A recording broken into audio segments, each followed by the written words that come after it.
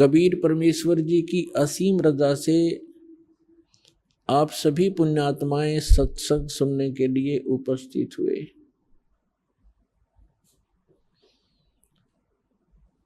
प्रथम तो इस प्राणी को मानव शरीर मिलना सुदुर्लभ है। मानव शरीर प्राप्त प्राणी एक बहुत ही पुण्यकर्मी प्राणी होता है और मानव शरीर दो प्रकार से प्राप्त होता है। एक तो विधान है परमात्मा का कि प्रत्येक जीव को एक टर्न वाइज कर्मानुसार,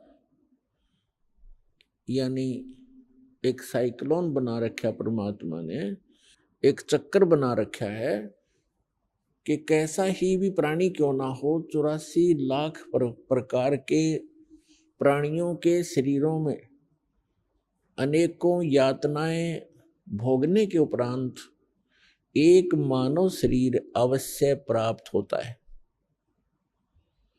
और उस मानव शरीर प्राप्त सुअवसर को वो खो देता है, भक्ति नहीं करता है, परम संत प्राप्त नहीं होते हैं, तो फिर उसको इतने ही लंबे 84 लाख प्रकार के प्राणियों के शरीरों में यातनाओं का सामना करना पड़ता है। दूसरी प्रकार के वो पुण्यात्मा होते हैं, मानव शरीर प्राप्त प्राणी, जो किसी जन्म में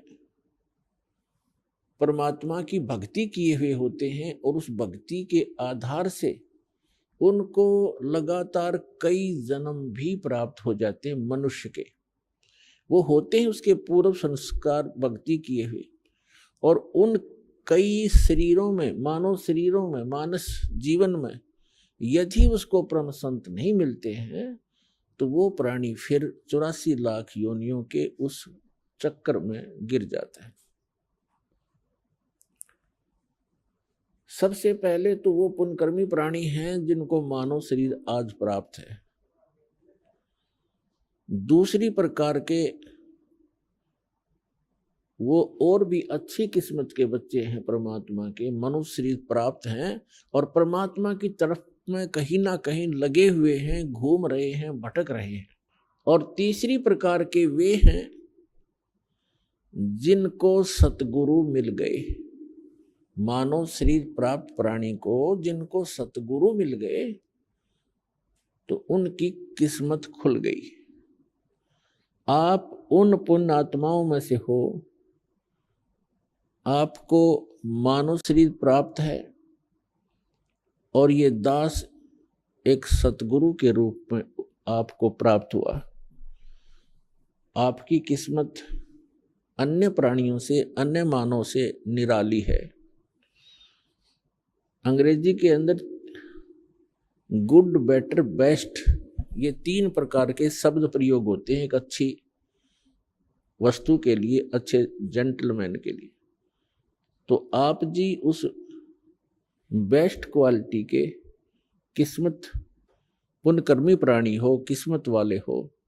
आप जी को यथार्थ भक्ति मिली और सत्य साधना, सत्य ज्ञान और वो सत्य साहेब यानी अविनाशी परमात्मा, ये तीनों वस्तुएं, तीनों पदार्थ आपको सहज में प्राप्त हुए।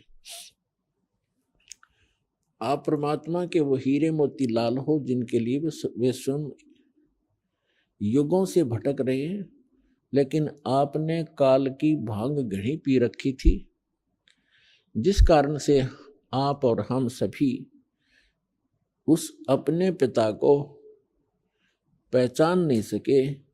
हमने उनकी उंगली पकड़ी नहीं, हमने इस काल बेईमान की उंगली पकड़ ली अपना पिता जान के, और ये हमें ठगलाया और इसने यहाँ हमें अपने मजदूर बना रखे हैं।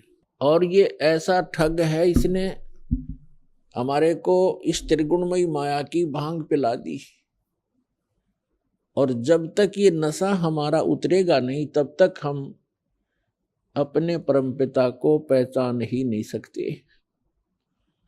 आप जी को एंटीबायोटिक, ये यथार्थ ज्ञान रूपी प्रवचन, ये यथार्थ ज्ञान समझा सुना के आपकी वो काल की भांग उतारी जाती है। और जिनकी भांग उतरेगी, रात को भी आंसू टपकेंगे आपकी आंखों से। हम कहाँ धोखे में जीवन नाश कर रहे थे, हम किसको भगवान मान बैठे थे, हम क्या टारगेट लेकर जी रहे थे, उद्देश्य क्या था हमारे जीने का? एक माया जोड़ना, संपत्ति बनाना, कोठी बनाना, उच्च पोस्ट प्राप्त कर लेना, बैंकों में खूब जमा कर दें घना घना धन, और अगले दिन मृत्यु हो जाती है। वो जोड़ा जाड़ा यहाँ रह जाता है, और उस जोड़ने में, धन इकट्ठा करने में जितने पाप इकट्ठे किए थे वो साथ लद कर चला जाता है, और 84 लाख योनियों के अंदर कष्ट पे कष्ट उठाता है। इससे बड़ा धोखा इस प्राणी के साथ और हो ही नहीं सकता।